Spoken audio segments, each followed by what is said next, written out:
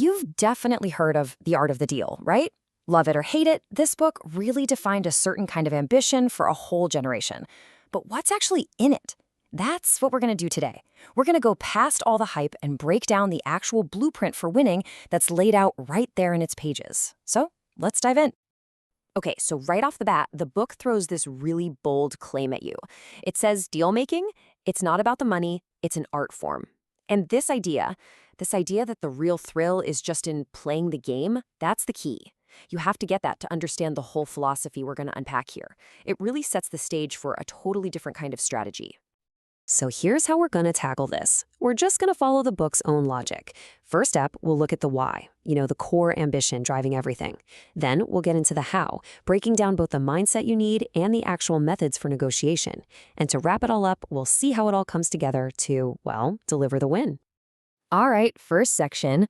So where does this whole deals as an art form idea even come from? Well, the book pretty much frames it as this really conscious break from the past. It's a pivot, a shift away from a very traditional, very practical way of doing business toward something way, way bigger. And the book paints this picture of two totally different worlds. I mean, on one side, you've got the father. He's all about building sturdy, sensible housing out in Queens and Brooklyn, and he's pinching every single penny. But then, on the other side, you've got the son's ambition for Manhattan. We're not just talking buildings here. We're talking about glittering, massive statements. It's really the difference between practicality and pure spectacle. And that drive for the spectacular, that's the engine for everything else we're about to talk about. Okay, so once that grand ambition is set, the book shifts gears. It moves into the internal game. This is all about the psychological toolkit, the stuff you're supposed to have in your head before you even think about walking into a negotiation room. All right, so the first principle is probably the one you've all heard before. Think big. But the logic behind it in the book is really specific. See, it's not just about being optimistic. It's framed as a way to exploit what it sees as a weakness in other people. The argument goes like this. Since most people are kind of afraid to aim super high, the field is just wide open for anyone who isn't. But then, right after telling you to think big, the book just hits you with this total curveball. It's called Protect the Downside. And this has nothing to do with blind optimism. It's actually about being, believe it or not, a strategic pessimist. The idea is you should obsess over every single thing that could possibly go wrong. Why? Because if you can survive the absolute worst-case scenario, the book says the good stuff will pretty much take care of itself. And the book gives a perfect example of this with the Baron Hilton story in Atlantic City. So Hilton was rushing to build this massive casino, right? And to save time, he started construction while he was applying for his gaming license. Big mistake. 2 months before the grand opening, his license gets denied. Suddenly, he's stuck with this brand new $400 million building that he can't legally open. He didn't protect his downside, and that, of course, created the perfect opening for someone else. Okay, the next piece of this mindset is, well, it's that old saying, never put all your eggs in one basket. The book's advice is super clear on this. Do not fall in love with any single deal. You gotta have, and this is a direct quote, a lot of balls in the air. And the reason is simple. You have to just assume that most of them are gonna fall through. Check out the Holiday Inn's play that's in the book. This is a great example. By buying up a big chunk of their stock, he basically created 3 different ways to win from just one move.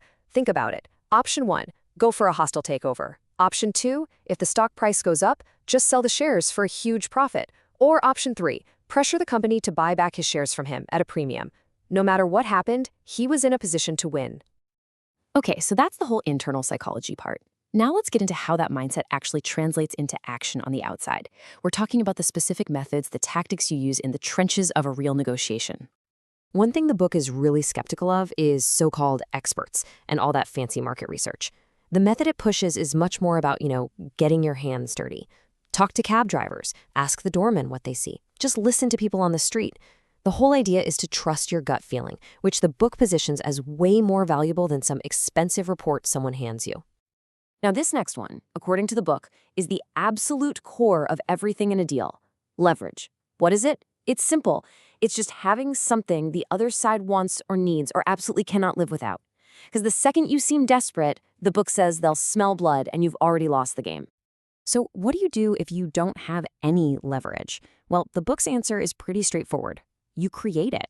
A classic example is the Commodore Hotel deal. The city just wasn't interested. So what does he do?